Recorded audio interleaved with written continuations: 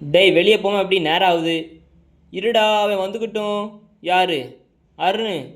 டேய் அவனை ஏன்டா கூப்பிட்ட? ஏன்டா என்னாச்சு? டேய் அவனுக்கும் சேர்த்து நம்ம தான்டா செலவு பண்ணணும்.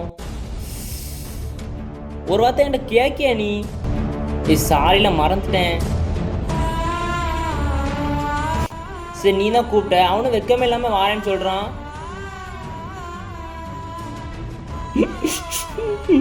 அவன்கிட்ட காசு எவ்வளோ இருக்குங்கிற? 50 ரூபா இருக்கும் இல்லை 100 ரூபா இருக்கும். மற்ற செலவழிச்சா போதும் எங்கே இருந்தாலும் பாஞ்சிட்டு வந்துடுவான். கொஞ்சம் கூட வெக்காம சூடு சொன்ன எதுவுமே கிடையாது அவனுக்கு. இந்த மாதிரி ஆளுங்கள்லாம் கண்டாலே அப்படியே எரியுது. சோத்தில் உப்பு போட்டுத்தீங்கன்னு தெரில.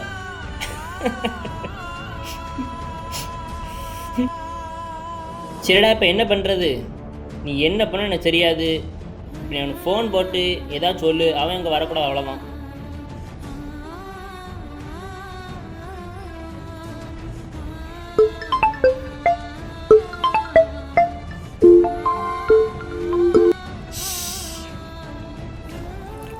அது ஒன்றும் இல்லைடா, கொஞ்சம் ஓவர் அட்வான்டேஜ்.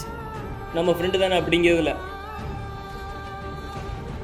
எங்களை மாதிரி மிடில் கிளாஸ் பசங்களுக்கு நாங்கள் ஆசைப்பட்டது அவ்வளோ சீக்கிரம் கிடைக்காது. அப்படி இருக்கும்போது உங்களை மாதிரி ஃப்ரெண்ட்ஸ் கிடைச்சதுலாம் கடவுள் கொடுத்த வரம்னு நினச்சேன். ஆனால் இப்போ தான் தெரியுது அது வரம் இல்லை, சாபம்னு. ஆனால் ஒன்று மட்டும்டா, நீ வாசல் கொடுக்கறதால நான் வரலடா. நீ எனக்காக செலவு பண்ணும்போது அந்த காசு எப்படியோட திருப்பி கொடுத்துதான் நான் நினைப்பேன். இதை நீ முந்தியாட்ட நீ சொல்லியிருந்தனா நானே விலகியிருப்பேன். ஓகே, ஒன்றும் பிரச்சனை இல்லை, நீங்க போயிட்டு வாங்கடா.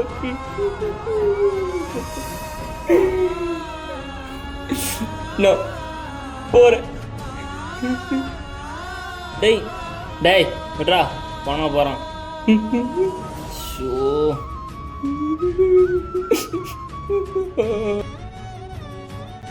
அதாவதுங்க, நம்ம மேலே ஒருத்தவங்க உண்மையான அன்பு வச்சுருக்காங்களா அப்படின்னு தெரிஞ்சுட்டு நம்ம அவங்க மேலே அன்பு வைக்கணும். ஏன்னா அந்த அன்பை பொய்ன்னு நம்மளுக்கு தெரியும் போது நம்ம மனசே உடஞ்சிரும். அடுத்து நீங்களும் யாரையும் ஏமாத்துறாதீங்க. அதுக்காக தான் இந்த வீடியோ.